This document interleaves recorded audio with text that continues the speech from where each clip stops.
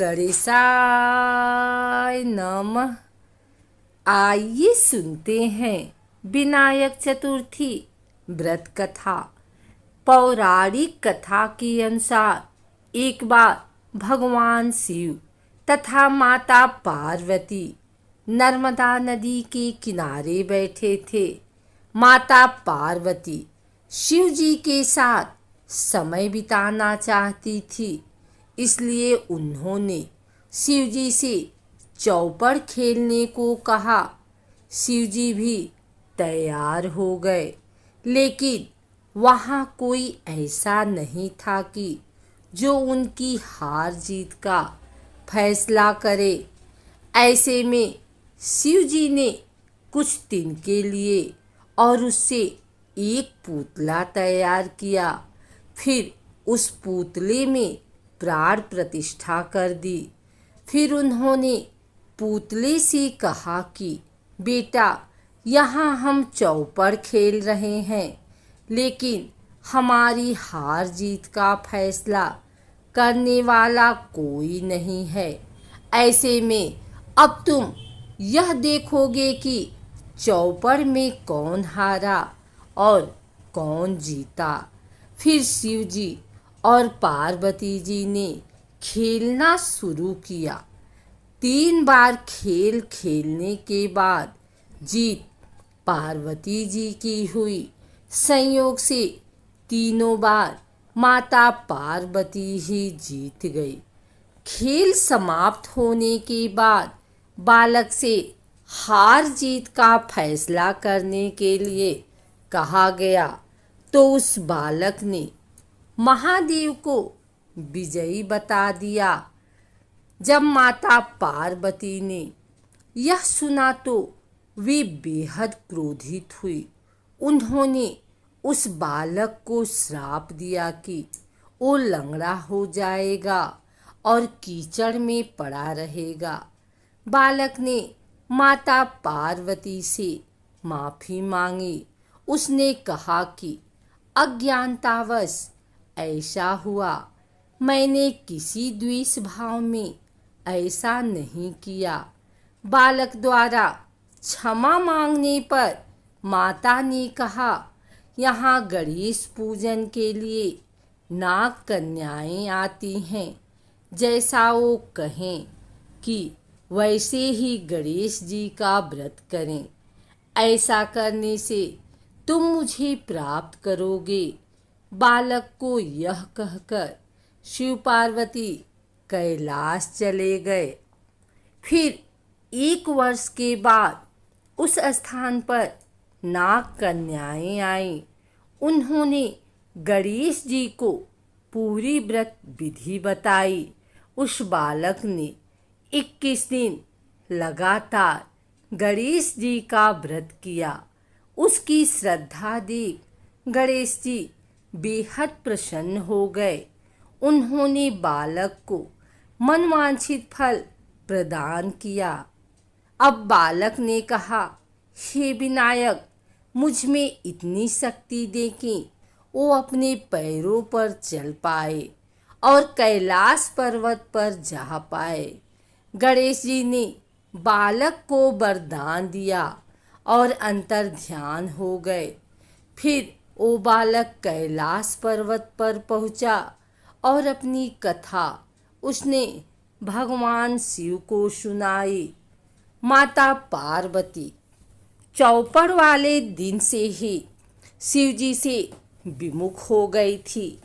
ऐसे में देवी को मनाने के लिए शिव जी ने बालक द्वारा बताए गए व्रत को 21 दिन किया। इस व्रत के प्रभाव से माता पार्वती के मन से भगवान शिव के लिए जो नाराजगी थी वह समाप्त हो गई। उसके बाद यह व्रत विधि शंकर जी ने माता पार्वती को बतलाई। यह सुन माता पार्वती के मन में भी अपने पुत्र कार्तिकेय से मिलने की इच्छा जागृत हुई। फिर उन्होंने भी यह व्रत किया। व्रत के 21वें दिन कार्तिकेय स्वयं माता पार्वती से आ मिले। उस दिन से श्री गणेश चतुर्थी का यह व्रत समस्त मनोकामनाओं की पूर्ति करने वाला व्रत माना जाता है। हिंदू धर्म ग्रंथों के अनुसार अमावस्या के बाद आने वाली शुक्ल पक्ष की चतुर्थी को विनायक चतुर्थी कहते हैं। पुराणों के अनुसार शुक्ल पक्ष की चतुर्थी को विनायक तथा कृष्ण पक्ष की चतुर्थी को संकष्टी चतुर्थी कहते हैं। श्री गणेश की कृपा प्राप्त से जीवन के सभी असंभव कार्य भी सहज ही संभव हो जाते हैं।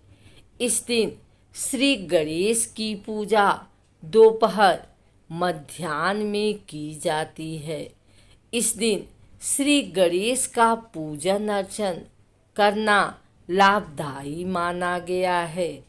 इस दिन गणेश की उपासना करने से घर में सुख समृद्धि, धन दौलत, आर्थिक संपन्नता के साथ साथ ज्ञान एवं बुद्धि की प्राप्ति भी होती है।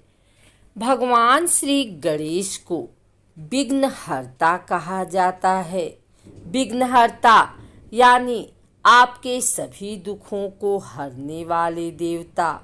इसीलिए भगवान श्री गणेश को प्रसन्न करने के लिए विनायक चतुर्थी और संकष्टी गणेश चतुर्थी का व्रत किया जाता है।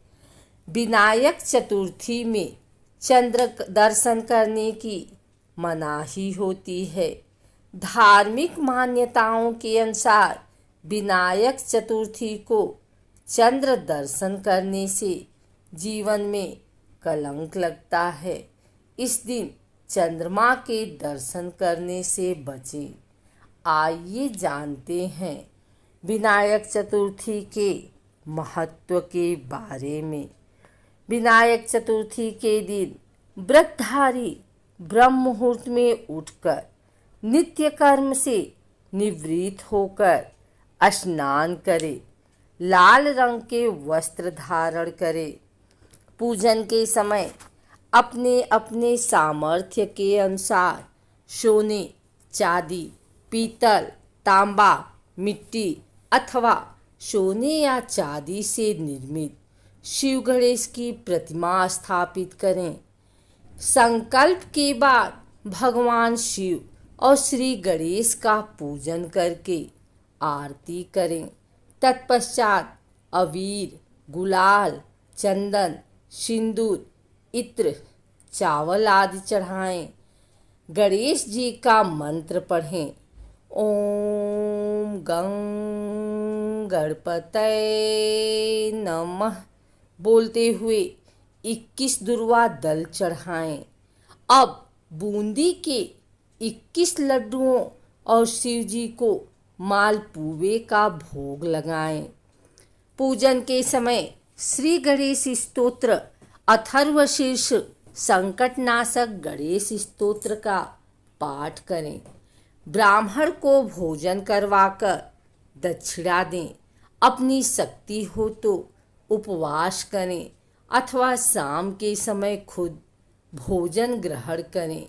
शाम के समय गणेश चतुर्थी कथा, श्रद्धानुसार गणेश स्तुति, श्री गणेश सहस्त्र नामावली, गणेश शिव चालीसा, गणेश पुराण आदि का स्तवन करें। संकटनाशन गणेश स्तोत्र का पाठ करके श्री गणेश की आरती करें।